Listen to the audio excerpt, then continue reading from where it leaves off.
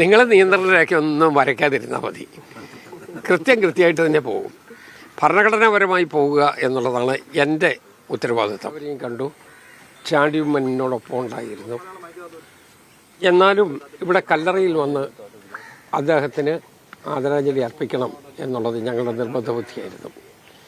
ഞാൻ മാത്രമല്ല, ഒരു ജീവിതകാലം അത്രയും ഉമ്മൻചാണ്ടിയോടൊപ്പം പ്രവർത്തിച്ചിട്ടുള്ള ശ്രീ കുര്യൻ ജോയി, അദ്ദേഹവും ഞങ്ങളുടെ രണ്ടാളും കൂടി ഒരുമിച്ചാണ് ഇവിടെ എത്തിയത്. അതൊരു കാലഘട്ടത്തിൻ്റെ ഓർമ്മയാണ്. 1-2 വർഷമല്ല, എത്രയോ പതിറ്റാണ്ടുകളുടെ ഒരു ഓർമ്മയാണ് ഞങ്ങളുടെ മനസ്സിലെത്തുന്നത്. കുര്യൻ ജോയി, ഉമ്മൻചാണ്ടി, ഞങ്ങളെല്ലാവരും വളരെ കൃത്യതയോടുകൂടി ഒരുമിച്ച് പ്രവർത്തിച്ചു കൊണ്ടിരുന്ന കാലത്തെക്കുറിച്ച് ഞാൻ ഓർക്കുകയാണ്. ആ കാലത്തിൻ്റെ ഒരു ഓർമ്മ പുതുക്കൽ കൂടിയാണ് ഇവിടെ ഇപ്പോൾ കല്ലറയിൽ വരുമ്പോൾ നമ്മുടെ മനസ്സിലുണ്ടാകുന്നത്. പുതിയ ഉത്തരവാദിത്തത്തിൽ രാഷ്ട്രീയം പറയുന്നതിനൊരു നിയന്ത്രണമുണ്ട്.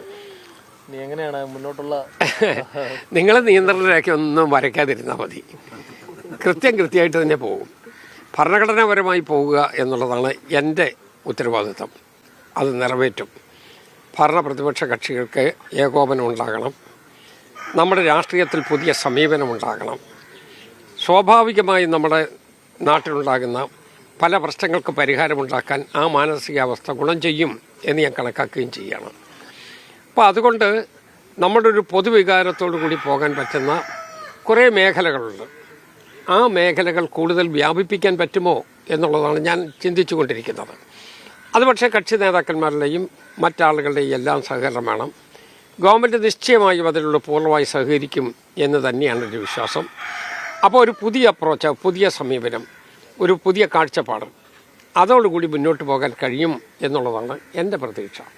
നിയമസഭയിലെ യുവാക്കളുടെ എണ്ണം കൂടുതലാണ്. അപ്പോൾ 71 പുതുമുഖങ്ങളാണ്. കേരള നിയമസഭയിൽ 140 ആളുകളാണ് മൊത്തം ഉള്ളത്, ഞാനടക്കം. അതിൽ 71 പേര് പുതുമുഖങ്ങളാണ്. ആ 71 പേരെയും പ്രാപ്തരാക്കി ഒരു നിയമസഭാ നടപടിക്രമങ്ങളിൽ ഉൾക്കൊള്ളിക്കുക, അവരെയും കൂടി ചേർത്ത് പിടിച്ച് നീങ്ങുക എന്നുള്ളതാണ് ആദ്യത്തെ എൻ്റെ ലക്ഷ്യം. അത് ചെയ്യാൻ കഴിയുമെന്നുള്ള വിശ്വാസമാണ് എനിക്കുള്ളത്. എല്ലാവരെയും നല്ല ഭംഗിയായിട്ട് ഈ കാര്യങ്ങളിൽ കണ്ടെയ്ൻ ചെയ്യാൻ കഴിയുന്ന ഒരു കോൺഫിഡൻസ് അതുണ്ടാവുക എന്നുള്ളതാണ് പ്രധാനപ്പെട്ട കാര്യം.